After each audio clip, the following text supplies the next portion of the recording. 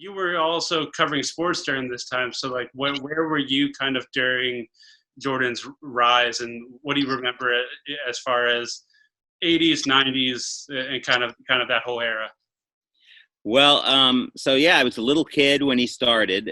I mean, thinking about it's just like I hadn't thought about it in those terms until I because the way that the documentary moved back and forth in time, by the time the season of The Last Dance happened, I mean, I was I was your age and in your stage of your career, kind of like I was at a newspaper by then. The last few years, like the last 3 Jordan championships. So like a lot of time, definitely took a lot of time. You know, he had a long career when you count college and everything.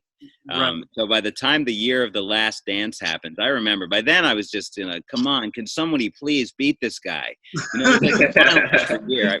I mean, I'm always rooting for someone, you know, like I got tired of the finals the last few years when it was just LeBron and the Warriors every year. It's just right. That's how I felt back in that era. You know, when he went to baseball and he was like striking out all the time, I loved all of that. Introducing the triangle kind of gave it a new wrinkle. It was like, okay, these guys are all stars on their own and they lead this team, but if they want to go to a higher level, there has to be a change in philosophy. There has to be some type of thing that takes them to a higher level. I think Phil coming in with the triangle, the whole thing is completely predicated on how, like, does it fit Michael? Is Michael willing to kind of acquiesce to the system? Like how that all works? You know, I think, you know, getting that buy-in was crucial. And I think that in its essence really put Phil on the map, even though he got it from Tex Winter. So him getting it from Tex and then using that to create this championship dynasty, I think the way they introduced it really kind of oriented people in the importance of that offense and how it can work for teams when they buy into it. And this is what I was thinking about earlier, is why wouldn't it have worked with the Knicks if Phil is looking at MJ and gets him to buy into taking a lesser role, and he gets Kobe to buy in the same way, and then you've got Carmelo, you know, with Amari Stoudemire, and he's looking at that combination going, well, I did it with Michael, and I did it with Kobe. Can I do it with Carmelo? And like, if I can get that to work, then I can see like the whole Carmelo and Amari Stoudemire combination kind of being like, I could see that being like, you know, the foundation of the triangle. But I don't think enough people kind of like talk about them as just like a team. As like Bad Boys?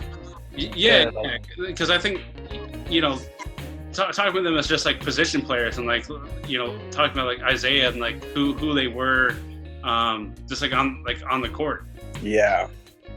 I mean, I feel like that was kind of the theme for a while, Detroit. Even like 04, you know, with the Rip and Chauncey. It's not like they had like these flashy, really like.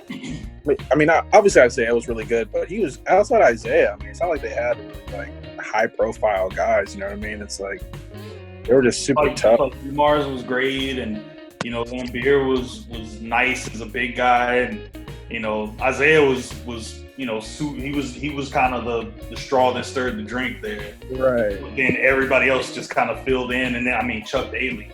I think that was the X factor. That was fun. I'm really glad. We like, you know, Ted came on, but that was his TED talk. Yeah, that was the TED talk. Right. Yeah. And I love this artifact. That was just a classic Ted to like have something like that. Yeah.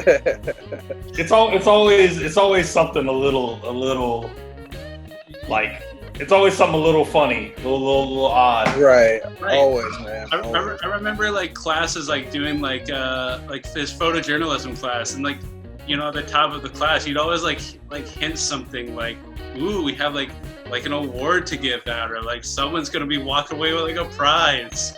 And it would be like an old like stamp or something. But everyone wanted the stamp. You wanted you would go to you would leave his photojournalism class and go to the newsroom for layout night and be like, I got Ted's stamp. That's true. That's so funny.